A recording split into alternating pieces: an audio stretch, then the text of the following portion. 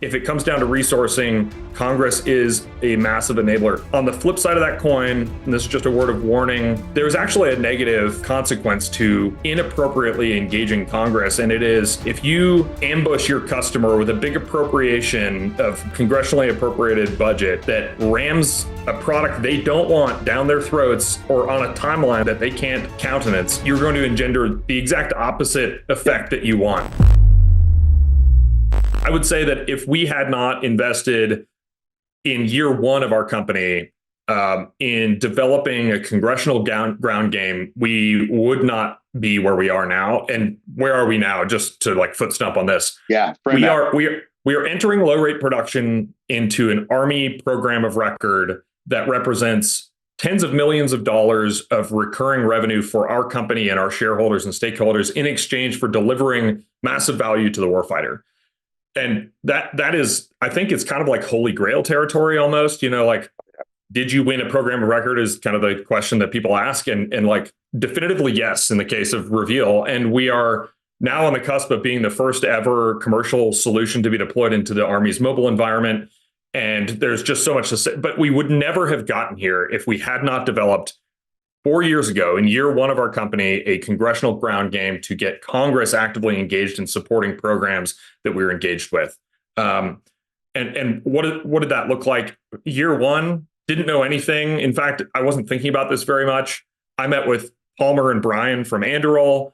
They said, hey, in 2017, early 2018, one of the very first things we did as a company, I'm talking about Anduril, obviously like the unicorn of unicorns in our space, the big brother, the elder sibling success story so far. And anyway, Brian and Palmer said, without a doubt, the first thing that you should be doing is hiring lobbyists and understanding the Hill. And so in year one, we didn't hire lobbyists. We had no money. So I went door knocking on the Hill and developed a bunch of relationships. I understood what the NDAA was, the National Defense Authorization Act. I understood what the Defense Appropriation Act was, how those two things work together, how to get customer end user program input as like the receiver on the other end of an appropriation, all of this stuff. And like we could go deeper on that if you want to, but I feel like it might get pretty academic and esoteric. But if we hadn't done that 4 years ago and then continued to develop progress and productive relationships with our Hill staff counterparts and our member counterparts on the other side, if we hadn't done that, there's no way we would have survived to right now. So I'm not saying like go flood the Hill. I'm saying like understand that environment, understand your customer or end user needs. Yeah. If it comes down to resourcing, Congress is a massive enabler. On the flip side of that coin, and this is just a word of warning, and again, Tyler, kick me under the virtual table if you don't want to go down this pathway, but there's actually a negative consequence to inappropriately engaging Congress. And it is if you kind of ambush your customer with a big appropriation of congressionally appropriated budget that rams a product they don't want down their throats or on a timeline that they can't countenance, you're going to engender the exact opposite effect that you want. And you might realize some near-term revenue, but long-term you just burned a customer bridge, and that ain't good, and it's not going to serve you. Short money, right? Like exactly. Yeah. Hey, would there be opportunities for maybe gimmick is a strong word, but like the ability to your point, pull a bunch of weird stuff left? Sure. I think the way, and what I'm hearing from you is sort of that way we want to be bringing sort of these new entrants into the market as they're growing is finding that equilibrium or harmony between the operational sort of requirements, the end user sort of needs, wants, desires, and sort of the corporate goals. And when you can find that and sort of set that in place, there are countless ways to really start to structure and optimize that. But sort of desynchronizing or maybe overweighting a coefficient in the broader equation versus all of them inevitably creates problem. And also, like, you kind of get to do that like once or twice, and then the members might not notice because the members are doing democracy. But when staffers, yeah, fair. I was trying to be uplifting. The staffers will notice. right? And the Yes. staffers will Oh, yeah. remember and be like, "Oh man, we got shrieked at by these guys last time you did this."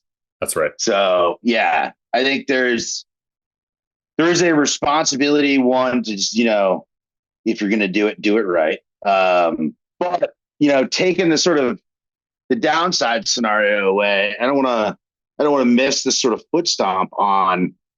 You've got to understand the market in which you're operating, which is sort of, if everybody remembers the like how a bill becomes a law from growing up and like watching it on the VCRs in class. I'm dating myself now. You've got to understand, right? Like, how does a dollar come from Congress and get down to your users and your buyers? And where can you optimize or influence or augment or whatever the right sort of action word is? And that becomes sort of like a core tenet of your strategy. Absolutely. I mean, the U.S. Congress for many years now has written more money into the Defense Appropriation Act than the president requests in the budget request that comes out every February. So the lesson there is Congress can turn on those spigots. They can do that. I mean, they can authorize and appropriate all kinds of resourcing. When they turn those spigots on, you need to make sure that the plumbing is all lined up so that stream doesn't go somewhere that you don't intend for it to go, or it doesn't reach your intended objective or target, program office too fast or at too high a rate that they can't handle it. And so, again, I don't want to go down that. I'm the kind of guy who will beat a metaphor to death, so I'm not going to go. I'm not going to continue that one. But you need open and transparent communication and partnership in good faith with all of these folks in the value chain. It needs to be parallel efforts with members of Congress, with the program office, with the end users, synchronizing all that. It's a complex dance. And, our company by no means perfect at doing this, but we've learned a heck of a lot along the way. And I would say if you're young in this process and haven't dialed all that stuff in, hire professionals. They are going to fix your problems, and it's not just your problems. They're going to help you solve the customer's problems with the customer's involvement and input, and it's going to be worth the money if you have the objectives lined up appropriately. Yeah, I mean, you just took a bunch of the words out of my mouth in terms of sort of like walking a little bit of a summary in place, but it is a complex dance across the end users, sort of the customers, the maintainers, the sort of program executives, and then the allocators and the authorizers sort of up on the hill. Recognizing sort of the complexity of that dance, right? Like the 3-4 year journey you've sort of been on, sort of running across all of these different, levels of the organization and the market. It's sort of last question I ask everybody. You're king for a day, or you're Dumbledore. You get a wand and you get to change one thing, sort of about this whole area, and I'll leave it like intentionally broad. What's the one thing you change and why? Yeah. So first off, I'm more of a Gandalf guy than a Dumbledore guy, but I'll allow it. So not everybody can be perfect. Yeah. I mean, I wear my imperfections on my sleeve. So what would I do? Too many times companies like ours, young companies, many times venture backed, many times cash strapped, with a clear idea from our operating what the end of cash runway is. Too many times those time slippages for contracting go right. And they go right even beyond, and by right, just so that I'm not continuing to tap into my military jargon lexicon bank or whatever. Slippage to the right just means things are slow, and they're delays in contracting, and it ends up a month, 2 months, 3 years, slower than you intended for it to be. I would, that's my change. I don't want slippage in that timeline. I want time expected, because a company will flex and mold its operations to fit and meet that government timeline. But those slippages right mean unnecessary fundraising at times where you didn't need to fundraise, taking on dilution in the company, and delaying the delivery of value to customers. I just wish that those timelines would be hit. I'm not going to call it any specific programs, and I don't even see it necessarily as a criticism, because it's so complex an environment that I have huge empathy always for slower than you want it to be. Yeah. Always. But like, I just like, I've seen just in the last year, 5 or 6 major program efforts that we've been involved in slide right by up to 6 quarters, like many, and small company, like a venture backed small company, death. That's death. Yep. And if you can't project or forecast that kind of thing accurately, your constituents, which might include investors, board members, your internal team, like that's a morale killer. And this is a market where you don't want to degrade the morale of key deliverers of technology.